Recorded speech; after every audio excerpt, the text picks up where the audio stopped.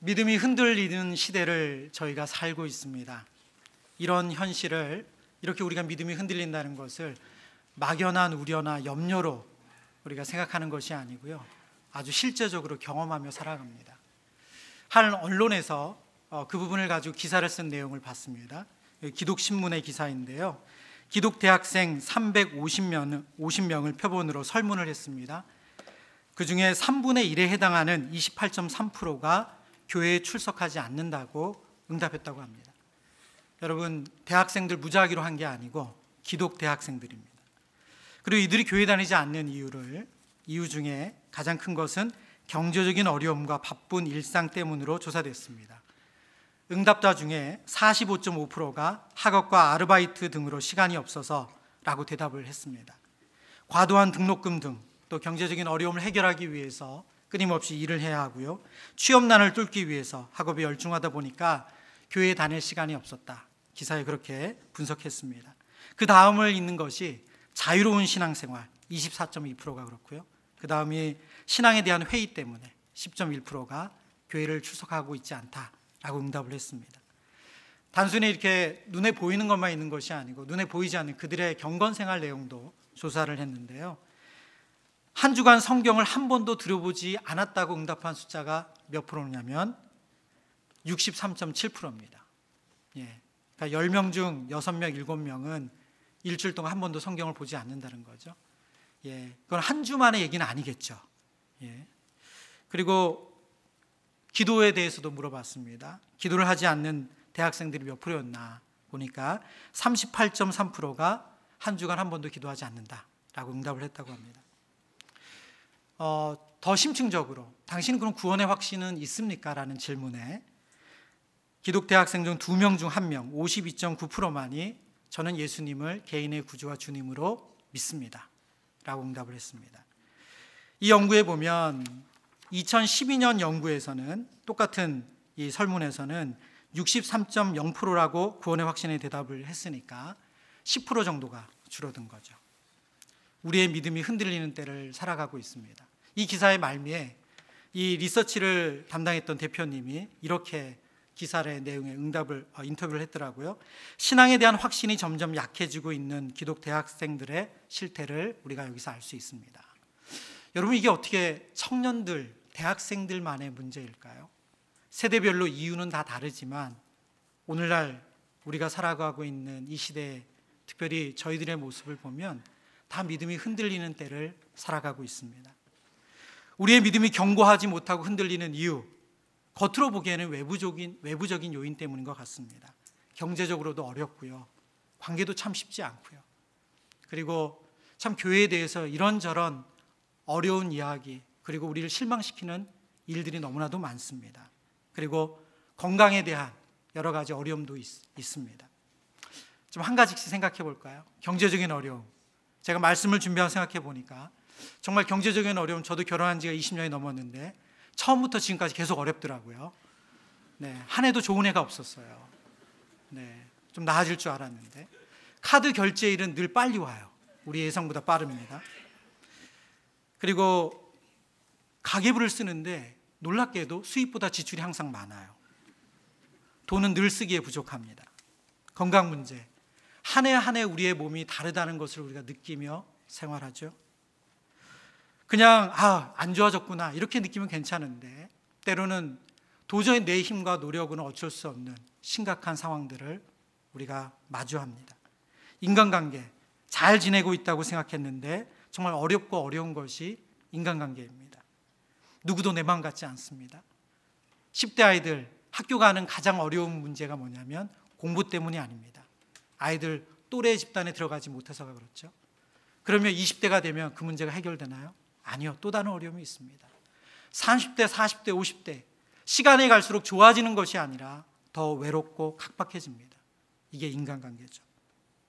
사회 구조적인 문제, 끊이지 않는 사회 부조리와 변하지 않는 불평등, 과연 이 땅이 정말로 더 나아지고 있나? 세상이 정말 살기 좋아지고 있나? 이런 깊은 의문을 우리가 지울 수가 없습니다. 그렇다면 어떻게 해야 우리의 이 흔들리는 신앙생활을 우리가 다시 견고하게 세울 수 있을까요?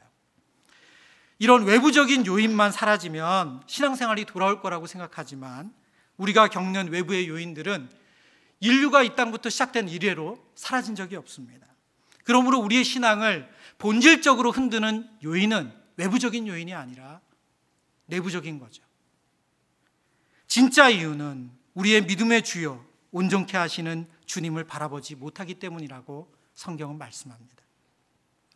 오늘 우리가 함께 살필 이 히브리서 말씀은 바로 이런 배경 가운데 쓰여진 성경입니다. 독일 성서공회가 이 히브리서 해설을 하면서 이렇게 내용을 적었습니다. 저자는 신앙이 나태해지기 시작하며 또 그리스도 안에서 받은 구원에서 등을 돌릴 위험이 있는 교회를 고려하면서 이 글을 쓴다. 이 교회는 박해를 통하여 외부로부터 위협을 받고 있는 것이 아니라 교회 안에 만연된 전반적인 무기력으로 말미암아 내부로부터 위협을 받고 있다. 교회가 받는 위협은 외부의 위협이라고 저희는 자꾸 생각했는데 그게 아니라 그 안에 있는, 교회 안에 있는 무기력으로부터 위협을 받고 있다고 말합니다. 히브리서들을 받아든 성도들, 초대교회 성도들이죠. 하나님께서 그들이 다시금 믿음이 흔들리지 않도록 견고히 세우려면 그들 안에 있는 무기력의 문제, 그들 안에 있는 내부의 문제, 믿음의 문제를 해결해야 된다라고 말씀하는 것입니다. 그래서 히브리서 2장 1절은 이렇게 말씀합니다. 우리 같이 읽어보죠. 2장 1절 말씀 읽습니다. 그러므로 우리는 들은 것에 더욱 유념함으로 우리가 흘러 떠내려가지 않도록 함이 마땅하니라. 우리가 흘러 떠내려가지 않도록 함이 마땅하니라. 떠내려갈 위기가 있다는 거죠. 믿음이 없어지고 있다는 것입니다. 그렇다면 믿음이 떠내려가지 않기 위해서 우리가 더욱 붙잡아야 할 것은 무엇입니까? 성경은 아주 분명하게 말합니다.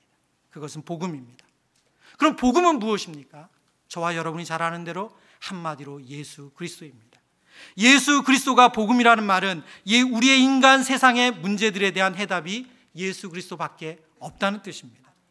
아마 이런 말을 들으면 교회에 안 오시는 분들, 밖에 있는 분들은 더 이런 생각을 할지 모릅니다. 예수 믿으면 빈부격차가 해결됩니까? 예수님을 믿으면 환경 오염이 해결됩니까? 예수님 믿으면 취업 문제가 정말 해결됩니까? 인류는 이제까지 이런 문제들을 해결하기 위해 갖은 지식을 다 내놓았습니다. 아직까지 해결하지 못한 것은 문제의 현상만을 건드렸을 뿐 뿌리는 건드리지 못했다는 것입니다. 하나님은 성경을 통해서 우리에게 이 세상의 문제의 뿌리가 바로 죄의 문제라고 말합니다. 다시 말하면 하나님과의 관계의 문제가 진짜 문제의 본질이다 말씀하는 겁니다. 따라서 죄를 다스려야 하나님의 관계가 회복되어야 그 뿌리에서부터 모든 인간의 문제가 해결된다고 말씀합니다. 제가 전도할 때 이런 말씀을 전하면 정말 얼토당토않다고 여기시는 분들이 있습니다. 그러나 성경이 말하는 복음, 성경이 말하는 진리는 이것밖에 없습니다. 그래서 고린도전서 1장 23절에서 바울은 이 복음에 대해서 세상에서 꺼려지고 미련해 보이는 예수 그리스도가 하나님이 제시한 해답이라고 선포하는 것입니다. 여러분의 삶에 어떤 문제들을 가지고 있습니까? 그 문제의 해답이 예수 그리스도께 있다는 하나님의 해답을 여러분은 지금 어떻게 받아들이고 계세요? 고린도전서 1장 24절은 오직 부르심을 받은 사람들, 곧 믿는 자들만이 이 세상 문제들의 진정한 해결은 오직 예수 그리스도라는 하나님의 대답에 아멘으로 받아들인다 말씀합니다. 간절히 소망하기는 저와 여러분 모두가 이런 믿음으로 하나님 앞에 주님 그렇습니다. 제 문제의 해답은 예수 그리스도밖에 없습니다. 아멘으로 대답할 수 있기를 소망합니다. 오늘 설교 제목을 저희가 읽은 히브리서 10장에서 가져왔습니다. 우리가 믿는 도리의 소망을 움직이지 말고 굳게 잡으라. 우리가 믿는 도리의 소망을 움직이지 말고 굳게 잡으라. 믿음이 흔들릴 때, 믿음이 요동칠 때 우리가 해야 할 일은 그 복음을 굳게 잡는 것입니다. 오늘 저와 여러분이 이 히브리서 말씀을 통해서 다시 한번 우리가 붙잡아야 될 복음이 무엇인지 하나하나 점검했으면 좋겠습니다. 첫 번째는 우리 읽어보죠. 첫 번째, 예수 그리스도는 자신의 피를 쏟으셔서 우리의 죄를 씻어 주셨습니다. 예수 그리스도는 자신의 피를 쏟으셔서 우리의 죄를 깨끗이 해결해 주셨습니다. 이것은 단순히 나의 과거의 죄, 현재의 죄, 미래의 죄의 문제를 해결하셨다는 데 그치지 않습니다. 예수님의 피가 나의 죄를 깨끗하게 해결해 주셨다는 것은 하나님과 우리의 관계가 온전해졌다는 것을 의미합니다. 오늘 본문, 읽은 본문 19절 20절 말씀인데요, 그러므로 형제들아 우리가 예수의 피를 힘입어 성소에 들어갈 담력을 얻었나니 그 길은 우리를 위하여 휘장 가운데로 열어놓으신 새로운 살 길이요 휘장은 곧 그의 육체니라. 오늘 히브리서 저자의 이 쓰여진 이 내용의 힘을 보면 지금 그는 너무 감격하고 있습니다. 죄의 용서에 성소에 들어갈 담력을 얻었다. 휘장 가운데로 열어놓으신 새로운 살 길이라고 아주 감격스럽게 말합니다. 여러분, 죄 용서의 은혜는 크고 감격적인 건 맞습니다. 그러나 예수님의 피는 단순히 죄 용서의 은혜 그것만이 아닙니다. 더 큰 것을 선물하고 있습니다. 그것은 무엇입니까? 바로 영생이에요. 생명이에요. 말하자면 하나님께서 그 전부가 우리에게 오는 겁니다. 하나님의 나라가 우리에게 임하는 겁니다. 지금 히브리서 저자는 예수님의 피로 우리가 성소에 들어갈 담력을 얻었습니다. 새로운 살 길이 열렸습니다. 이 말은 뭐냐면 이제 하나님께로 갈 길이 열렸습니다. 이걸 역으로 설명하면 하나님께서 온전히 저에게 오셨습니다. 하나님의 나라가 저에게 임했습니다. 바로 하나님이 가진 모든 것이 우리에게 주어지게 되었습니다. 그런데 우리는 이 예수님의 피로 우리의 죄가 깨끗이 씻겨졌다는 것을 좀 작은 의미로 협소하게 이해할 때가 참 많은 것 같습니다. 아, 목사님 알겠어요. 그래요. 예수님 때문에 저의 죄의 문제가 해결된 거 저 잘 알고 있습니다. 이전에 제가 식구들에게 못할 욕도 하고 그리고 정말 깽판치 많은 것들 이렇게 저렇게 지은 거 하나님이 저의 모든 죄를 다 용서하셨다는 거 저 알겠습니다. 이제 더 이상 저는 그 죄책감과 우울감에 머물지 않습니다. 이제 더 이상 저 그 과거에 매달리지 않습니다. 그런데 당장 취업은 어떡하죠? 당장 아이 입학금은 어떡하냐고요? 당장 다음 주에 건강검진 있는데 괜찮을 거냐고요? 그건 제가 해결해야 되는 거 아닌가요? 하나님 뭐라고 답변하십니까? 하나님의 답변입니다. 누가복음 12장. 우리 이 답변을 좀 큰 소리로 우리 읽어보겠습니다. 우선 8절 말씀, 누가복음 12장 28절 읽습니다. 시작.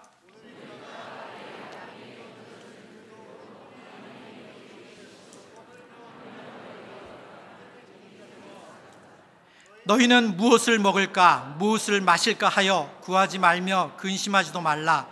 이 모든 것은 세상 백성들이 구하는 것이라. 너희 아버지께서는 이런 것이 너희에게 있어야 할 것을 아시느니라. 하나님께서 이렇게 말씀하시는 이유는 뭡니까? 이제 하나님과 우리의 관계가 바뀌었어요. 이전에는 죄인, 그리고 하나님은 심판자였어요. 그런데 예수님의 피로 인해서 예수님의 피가 새로운 살 길을 열어주셨습니다. 성소에 들어갈 담력을 주셨어요. 그래서 하나님과 우리의 관계가 아버지와 자녀의 관계로 바뀐 거예요.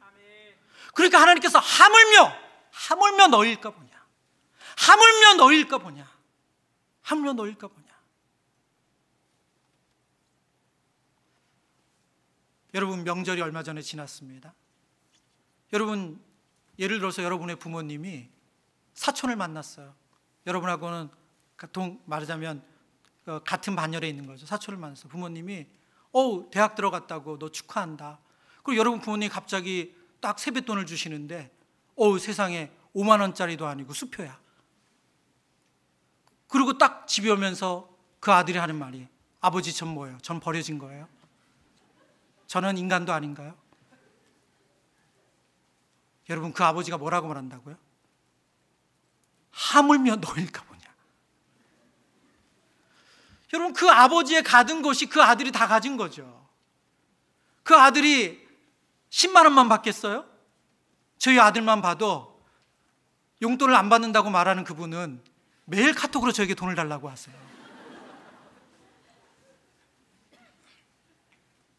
카카오뱅크는 저에게 많은 것을 바꿔놨어요.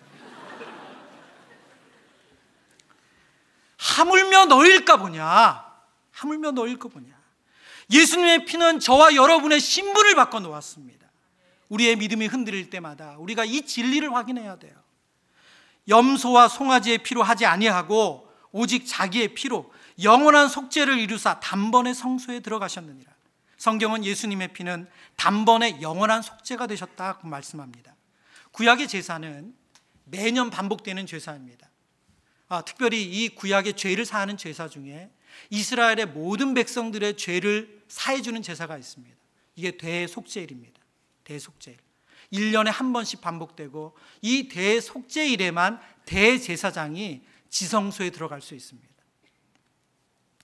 대속죄일의 제사로 그 죄가 사해지는 기간은 1년입니다. 한 번도 걸을 수가 없습니다. 그러나 예수님의 피는 다릅니다. 하나님의 아들이신 그분의 생명의 피는 영원한 효력을 가집니다. 예수님께서 한 번 저희를 위해서 단번에 십자가에서 죽으신 그 사건이 영원한 효력을 가진다는 겁니다. 이것이 이전에 이스라엘 백성들이 드렸던 제사와의 차별성입니다. 이것은 절대 변하지 않는 영원한 계약을 의미합니다. 저희 집에는 똑같은 저자가 쓴 책인데 같은 내용의 책이 여러 권 있는 그런 저자가 있습니다. 제가 너무 무지해서 이런 일이 벌어졌냐, 깊이 보면 무지할 수도 있죠. 그건 어떤 일 때문에 이런 일이 생겼냐면, 제가 좋아하는 몇 분의 목사님들이 있거든요. 근데 그 목사님의 책을 이제 나오면 제가 주로 사서 보는데, 어떨 때는 제가 최근에 나왔네 그래서 그분의 책을 샀어요. 봤더니 책의 내용이 너무 제가 잘 알고 있는 내용이에요. 확인해 보니까 출판사만 바뀐 거예요. 판권이 팔렸어요. 이전에는 A 출판사였는데 20년, 30년 지나니까 판권이 바뀐 거예요. 그 효력이 사라져가지고 다른 출판사가 그 저자의 책을 다시 번역해가지고 다른 이름으로 낸 거예요. 내용은 하나도 다르지 않아요. 저는 억울하게도 그분의 책을 여러 권 가지고 있어요. 영원한 계약이 아니었던 거죠. 판권 계약이. 그러나 예수의 피로 우리를 하나님의 자녀 삼으신 것, 이것은 영원한 계약입니다. 영원한 효력입니다. 믿음이 흔들릴 때 붙잡아야 될 복음 두 번째는, 예수 그리스도는 우리를 위해 지금도 중보하신다는 겁니다. 지금도 일하신다는 것입니다. 성경은 21절에 보면 이렇게 말씀합니다. 또 하나님의 집 다스리는 큰 제사장이 계시매. 구약의 이스라엘 백성들은 제사장의 도움을 받아야 하지만 하나님께 나아갈 수가 있었습니다. 말하자면 제사를 드릴 수가 있었습니다. 제사장 없이 제사는 불가능합니다. 이것을 보여주는 아주 큰 사건이 하나 있죠. 사울 왕이 전쟁을 하다가 사무엘 선지자, 사무엘 제사장이 오지 않았어요. 그런데 백성들이 웅성웅성대고 자꾸 동요가 움직이는 것 같아요. 이 대열을 이탈해요. 그러니까 너무 마음이 근심이 되니까 그가 제사장이 도착하지 않았는데 그가 제사장 역할을 대신합니다. 이것으로 사울 왕은 버림을 받습니다. 뭐죠? 하나님을 무시했기 때문이에요. 하나님께서 만드신 이 질서를 무시하고 그가 그 역할을 대신함으로 하나님을 무시했습니다. 제사장 없이 제사는 불가능합니다. 제사장은 하나님과 백성 사이의 중보자입니다. 첫 제사장은 아론이었습니다. 그리고 그 아들들이 제사장 역할을 감당했습니다. 아론과 그 후손들은 어떤 사람들입니까? 똑같이 이스라엘 백성들처럼 어려움을 겪었던 사람들입니다. 광야 시대에 같이 목말랐고요, 같이 배고팠고요, 같이 여러 어려움들을 당하며 고통을 당했던 사람들입니다. 질병 때문에 아파하고 가정 문제로 또 여러 가지 어려움들을 그들과 동일하게 겪었던 사람들이 아론과 그의 후손들입니다. 하나님은 그런 연약한 인간을 제사장으로 세우셔서 완전하신 하나님과 하나님 사이에 다리를 놓는 역할을 하게 하셨습니다. 예수님은 구약의 대제사장과 같이 우리의 연약함을 아는 제사장으로 오셨다, 성경이 말합니다. 우리가 잘 알고 암송하는 말씀 중에 하나가 히브리서 4장 15절 말씀인데요, 우리 함께 읽어보죠. 시작. 우리에게 있는 대제사장은 우리의 연약함을 동정하지 못하실 리가 아니요 모든 일에 우리와 똑같이 시험을 받으신 이로되 죄는 없으시니라. 예수님은 대제사장으로서 우리의 연약함을 동정하지 못하는 분이 아니시다. 부정을 통해서 강한 긍정을 얘기하시는 거죠. 예수님은 우리의 연약함을 다 하신다는 거예요. 다 겪으셨다는 것입니다. 예수님이 우리를 동정하시고 우리 연약함을 아신다. 이 부분에 있어서 저에게 작년에 있었던 한 사건이 말씀을 준비하면서 떠올랐습니다. 작년에 수능 기도회 설교를 할 수 있는 기회가 주어졌습니다. 제가 설교자로 발탁된 이유는 저희 큰아이가 수능 시험을 치렀기 때문에 그렇습니다. 재작년에. 그래서 우리 목사님들 중에 그래도 수능을 치러본 분이 설교하면 좋겠다고 해서 이제 설교자로 발탁이 됐어요. 그래서 제가 그때의 시간을 생각하면서 묵상하며 말씀을 준비했습니다. 집에 돌아왔는데 저희 큰아이, 이제 둘째죠. 둘째, 고2였던 둘째가 그러는 거예요. 아빠 수능 기도 때 말씀 전하셨어요. 그래서 그렇지. 어떤 성도님이 아빠 말씀 좋으셨대요. 우리는 갑자기 마음이 훈훈해지잖아요. 따뜻해지면서 그 다음 말이 너무 기대가 됐어요. 그래? 뭐가 좋으셨대? 그러니까 저희 아이가 한 말이, 아빠가 그동안은 고3들을 위해서 기도할 때는 어떤 마음인지 몰랐는데 정말 고3 키워보고 나서 기도하니까 기도가 너무 달라졌다고, 그래서 그 이전에 기도했던 걸 회개하셨다고 하는 말씀이 너무 그 집사님 마음에 와닿으셨대요. 제 생각에 참 좋았던 다른 말씀도 많았는데, 제가 우리 성도님들이 겪고 있는 그 과정을 겪기 전까지 저의 기도는 어떻게 보면 물론 마음으로 다 이해하려고 했었지만 그분들의 그 연약함, 그분들의 그 무너짐, 그분들의 그 아픔을 다 알 수 없었죠. 근데 저도 큰아이가 고3 시간을 보내면서 문 밖에서 열지 못하고 그러나 마음으로는 1000번 만번 열었던 그 시간을 겪어봤잖아요. 문을 열었을 때 그분이 유튜브를 보고 계셔도 아무 얘기를 하지 못하는 그 벙어리 냉가슴을 저도 오랜 시간 겪어봤잖아요.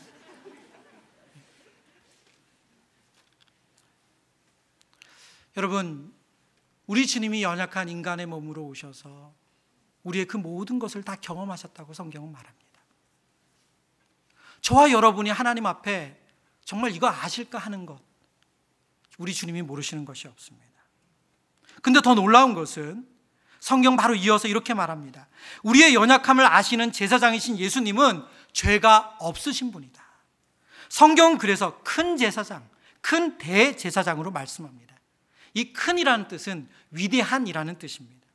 예수님의 위대함은 하나님의 아들로 죄가 없으시다는 것입니다. 모든 제사장들, 인간 제사장은 아론의 반차입니다. 그러나 예수님은 멜기세덱의 반차를 따르는 왕 같은 대제사장입니다. 그래서 지금도 부활 승천하셔서 하나님 보좌 우편에 앉아서 우리를 위해 기도하시고 우리를 위해 일하시는 분이십니다.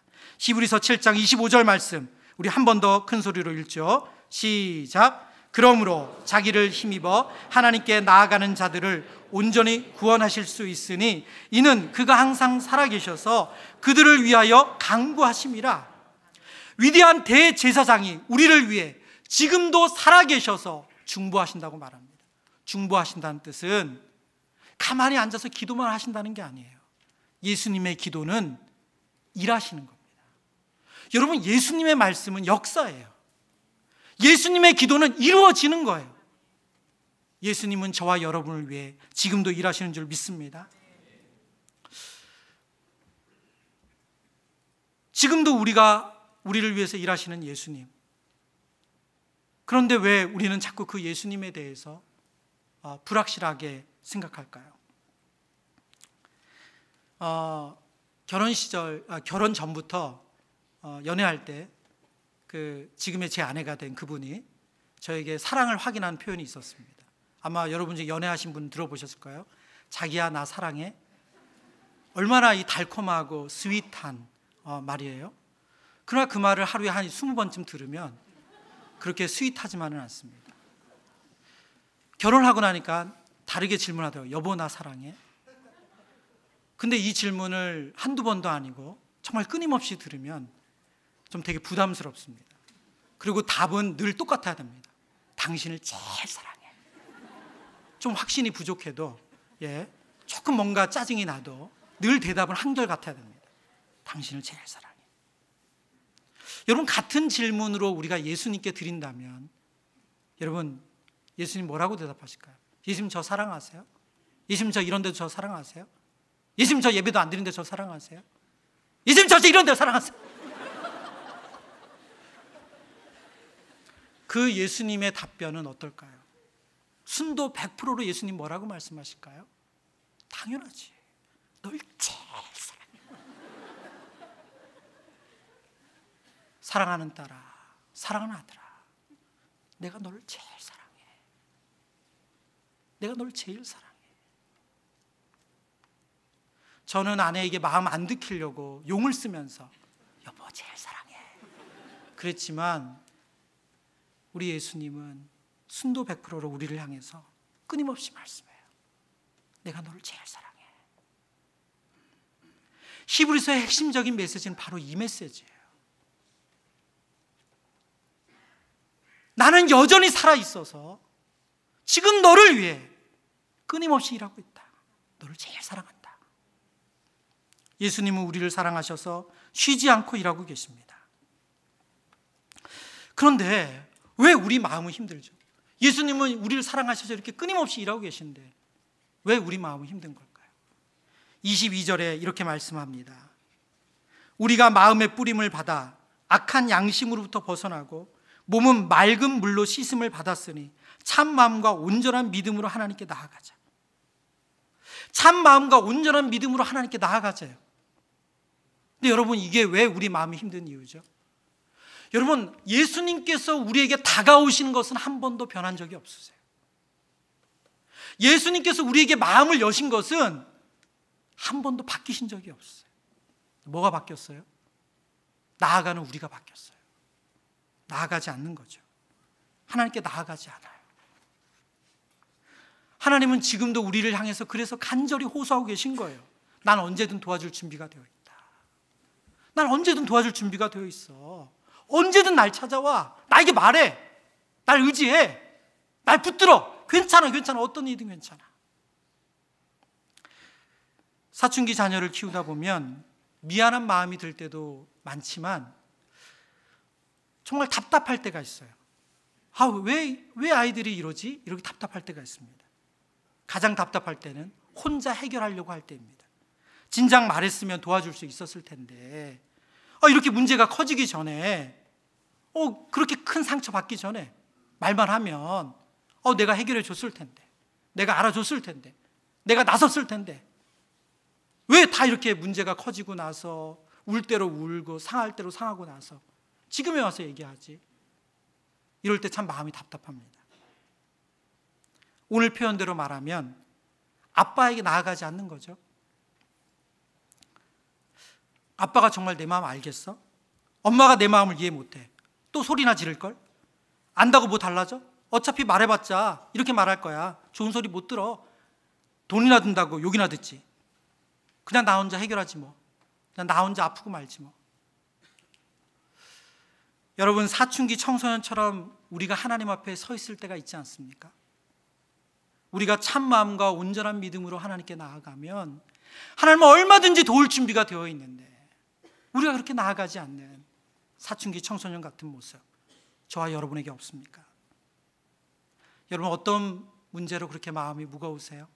어떤 일로 지금도 누군가에게 마음을 열지 못하고 그렇게 마음에 힘든 마음을 그대로 안고 살아가세요? 여러분, 무슨 문제 때문에 여러분 지금 여러분의 표정을 보면 되게 어두우신데 이렇게 어두운 표정을 하고 계세요? 하나님께 나아가셨으면 좋겠습니다. 하나님 앞에 마음을 열고 나아가신 여러분 되시길 바랍니다. 우리의 연약함을 다하시고 우리를 언제든 도와주실 수 있는 그 위대한 대제사장 되시는 예수님 앞으로 나아가시는 저와 여러분 되길 바랍니다. 미련 떨지 말고 교만한 마음을 내려놓고 참 마음과 믿음으로 하나님께 나아가시는 저와 여러분 되길 바랍니다. 마지막으로 믿음이 흔들릴 때 우리가 붙잡아야 할 복음 세 번째, 예수 그리스도는 신실한 분이시기 때문입니다. 23절, 또 약속하신 이는 미쁘시니 우리가 믿는 도리의 소망을 움직이지 말며 굳게 잡고. 미쁘시다는 말은 신실하다는 뜻입니다. 너희를 부르시는 이는 미쁘시니 그가 또한 이루시리라. 데살로니가 전서의 말씀인데요, 우리 주님은 신실하셔서 약속을 반드시 지키시는 분이십니다. 그에 맞는 우리의 반응은 뭘까요? 하나님의 약속을 굳게 잡는 거죠. 확신하는 것입니다. 오늘 설교 제목이었죠. 우리가 믿는 도리의 소망을 굳게 잡아라. 믿는 도리가 무엇입니까? 바로 복음이에요.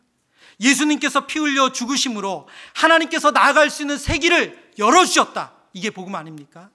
예수님께서 승천하신 후 하나님 우편에 앉아서 우리를 위해서 지금도 일하고 계신다. 이게 복음 아닙니까? 이 복음을 굳게 잡는 것입니다. 이런 믿음의 확고함은 개인의 영역에서만 이루어지는 것이지만 개인만으로 항상 확신과 믿음 가운데 있지를 못합니다. 그래서 교회가 필요합니다. 오늘 본문 24절 25절 함께 읽겠습니다. 시작. 서로 돌아보아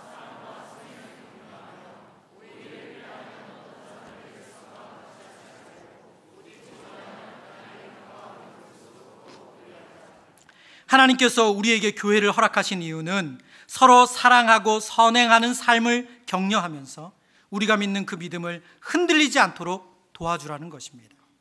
하나님께서 우리에게 허락하신 교회가 중요한 이유가 바로 여기에 있습니다. 예배 공동체요, 훈련 공동체요, 친교 공동체로 하나님께서 이 땅에 교회를 세워주셨습니다.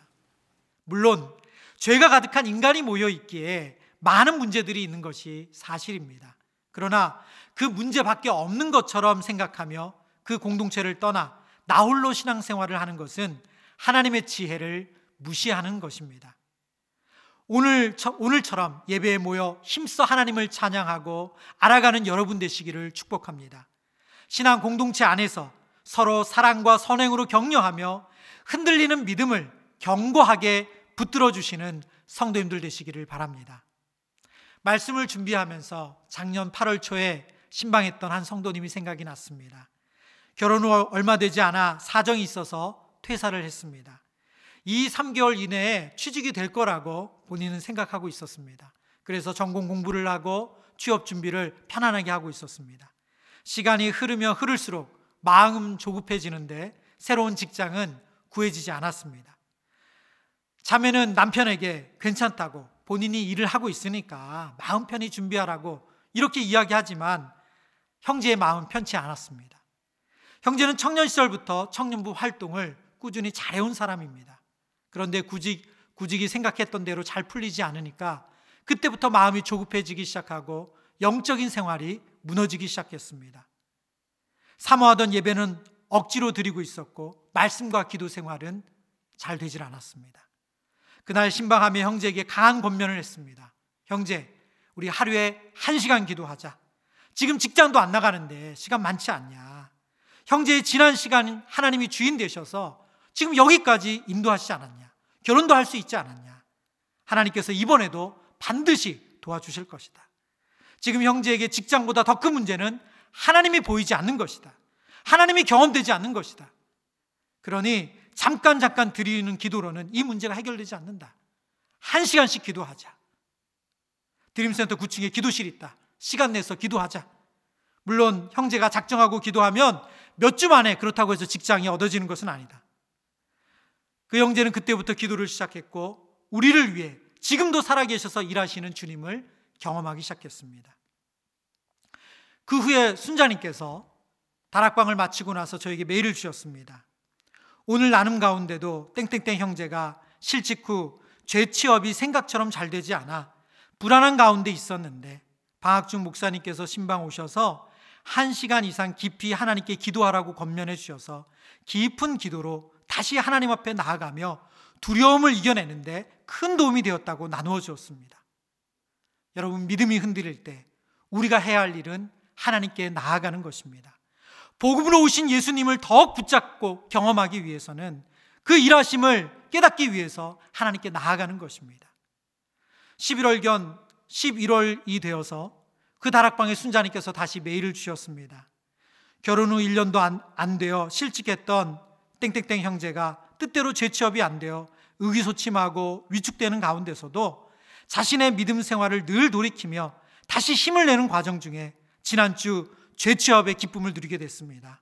이 모든 상황이 현재의 삶에 작동되는 믿음의 실제가 아니었나 서로 나누며 감사했습니다. 자신의 신분이 불분명할 때 그때 다락방 나가는 거 얼마나 어려웠겠어요? 얼마나 힘들었겠습니까? 그리고 공동체에 함께 기도하며 그 어려운 시간을 형제는 잘 이겨냈습니다. 놀라운 것은 형제가 하나님께 나아가는 것을 통해 누리는 그 은혜가 다른 공동체 지체들에게도 너무나도 큰 은혜가 되었다는 것입니다. 이것이 바로 영적 원리입니다. 사단은 혼자 해결하라고 말합니다. 성경은 함께 하라고 말합니다. 사단은 누구도 도와주지 않을 것이라고 말합니다. 성경은 예수님도 알고 교회가 함께 울고 웃을 것이라고 말씀합니다. 말씀을 마무리합니다. 오늘 이 메시지를 인터넷이나 다른 매체로 통해 들으시는 분이 있다면, 내가 하나님과 너무 멀리 떨어져 있다, 그렇게 염려하시는 분이 있다면 꼭 이 진리를 기억하시기 바랍니다. 하나님에게 먼 거리는 없습니다. 하나님께로부터 너무 멀리 왔다고 생각하는 것은 하나님의 능력도 모르고 사랑도 모르는 말씀입니다. 여러분이 서 있는 그 자리에서 눈을 들어 주님을 보시기를 바랍니다. 여러분이 흔들리는 그 자리에서 눈을 들어 믿음의 주여 온전케 하시는 그리스도를 바라보시길 바랍니다. 그때 우리는 우리를 만나 주셨던 예수 그리스도를 다시 만나게 될 것입니다. 그때 우리는 우리를 위해 아낌없이 그 아들을 주신 하나님의 크신 사랑 안에서 평안을 얻게 될 것입니다. 히브리서 12장 2절, 믿음의 주요 또 온전케 하신 이인 예수를 바라보자. 그는 그 앞에 있는 기쁨을 위하여 십자가를 참으사 부끄러움을 개의치 아니하시더니 하나님 보좌 우편에 앉으셨느니라. 아멘. 말씀을 기억하며 기도하겠습니다. 믿음이 흔들릴 때 우리가 해야 할 일은 믿음의 출발선 복음 앞에 다시 서는 것입니다. 복음은 우리의 죄를 위해 피 흘리신 예수 그리스도입니다.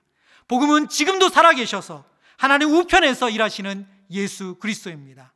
복음은 이 모든 약속을 지키시는 예수 그리스도입니다. 여러분, 우리가 함께 찬양하고 기도할 때 그 은혜를 누렸으면 좋겠습니다. 우리 예수의 피를 힘입어 함께 찬양하겠습니다.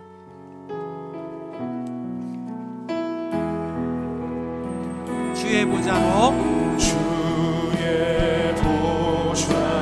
나아갈 때에 어떻게 나가야 할까?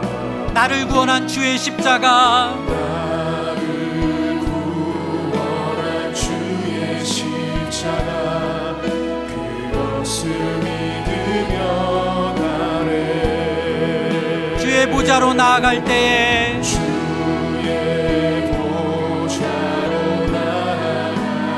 나 여전히 부족하나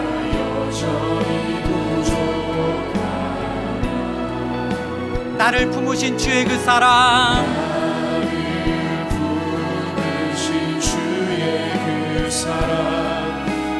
그것을 믿으며 가래. 자격 없는 내 힘이 아닌 오직 예수님의 보혈로, 자격 없는 내 힘이 아닌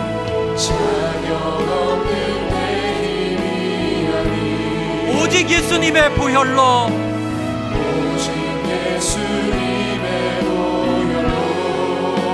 십자가의 사랑, 십자가의 보혈, 완전하신 사랑, 힘입어 나아갑니다. 십자가의 보혈,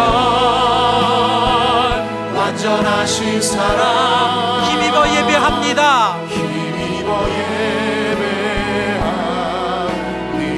한 번 더 찬양합니다. 십자가의 보혈, 완전하신 사랑, 힘입어 나아갑니다.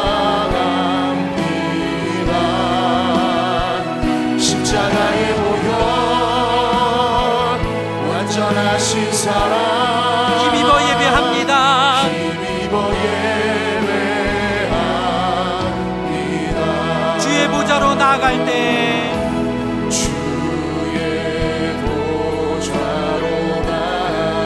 나 여전히 부족하나 나를 품으신 주의 그 사랑,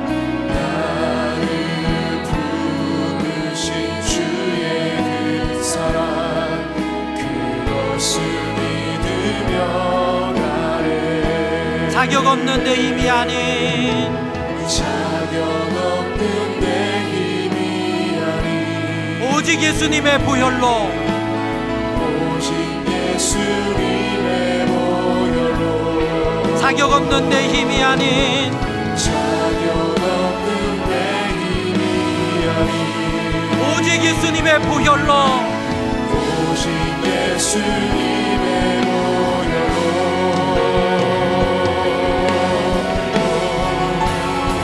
십자가의 보혈 완전하신 사랑 힘입어 나갑니다. 십자가의 보혈 완전하신 사랑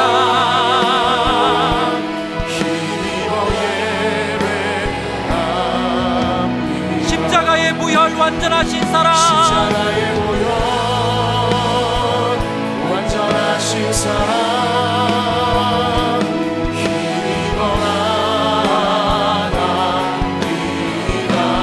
십자가의 보혈 십자가의 보혈 완전하신 사랑 힘입어 예배합니다. 이 시간 함께 기도하겠습니다. 여러분 메시지 중간에 여러분 혼란을 드려 죄송합니다.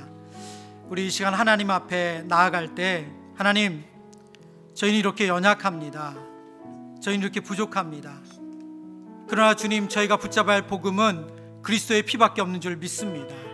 자신의 피를 쏟으셔서 우리의 죄를 씻어주신 주님, 우리를 구원하신 주님밖에 없는 줄 믿습니다. 주님, 다른 방법이 없습니다. 예수의 피만이 우리의 온전한 복음 되심을 믿습니다. 아버지 하나님, 그 주님, 그 신실하신 주님 붙들고 나아가겠습니다. 아버지, 우리 헛된 노력이 아니라 주님의 신실하신 붙들고 나아가는 저희들 되게 하여 주옵소서. 함께 기도하시겠습니다. 살아계신 하나님, 말씀 가운데 저희들의 심령을 깨워주시고 다시 한 번 더 믿음으로 결단하며 주님의 십자가 의지하며 주님의 은혜를 의지하며 이 시간 기도하며 나아갑니다. 하나님, 이 시간 우리의 심령을 주님 주장하여 주시옵소서. 아버지 하나님, 우리 안에 참된 영혼의 행복이 일어나기 원합니다. 부흥이 일어나기 원합니다. 내 안에 참된 행위가 일어나기 원합니다. 주님 나의 심령 가운데, 나의 가정 가운데, 나의 공동체 안의 삶과 나의 직장과 성장과 교회 가운데 주님 아버지 하나님을 기쁘시게 드리는 영혼의 부흥이 일어날 수 있도록 도와주시옵소서. 아버지 하나님, 내가 소중하게 생각했던 그 모든 것들 이 시간 온전히 십자가 앞에 내려놓고 주님의 십자가로 오직 예수로 만족할 수 있는 아버지 놀랍고 회복된 믿음의 시간 살아갈 수 있도록 주여를 다하여 주시옵소서. 내가 아버지 하나님 이 시간 나의 모든 것들을 허물고 주님이 세워주신 것을 믿고 의지하며 살아계신 하나님을 의지하며 의식하며 주님만을 붙들며 나아가는 것이 원합니다. 나의 믿음을 온전케 하시고 나를 새롭게 하시는 주님을 의지하며 나아가니 주님 우리를 담대하게 주시옵소서.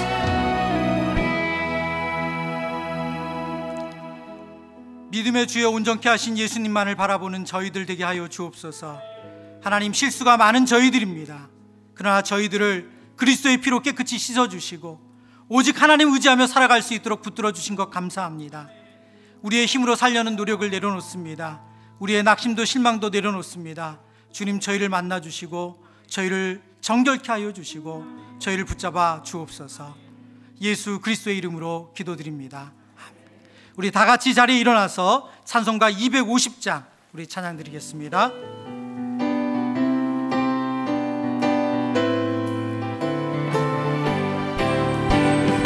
구주의 십자가 보혈로 죄 씻음 받기를 원하네. 내 죄를 씻으신 주 이름 찬송합시다. 찬송합시다. 찬송합시다. 내 죄를 씻으신 주 이름 찬송합시다.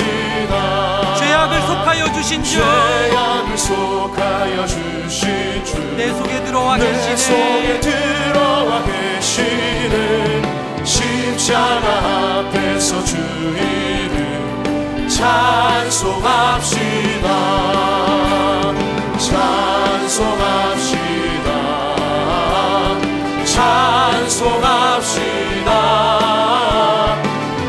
내 죄를 씻으신 주 이름 찬송합시다. 주 앞에 흐르는 생명수, 주 앞에 흐르는 생명수, 날 씻어 정하게 날 하시네. 씻어 정하게 하시네. 내 기쁨 정성을 다하여 찬송합시다. 찬송합시다. 찬송합시다. 내 죄를 씻으신 주 이름 찬송합시다.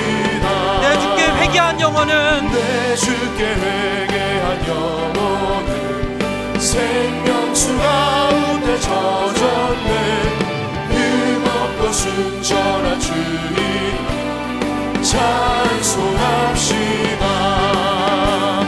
찬송합시다. 찬송합시다.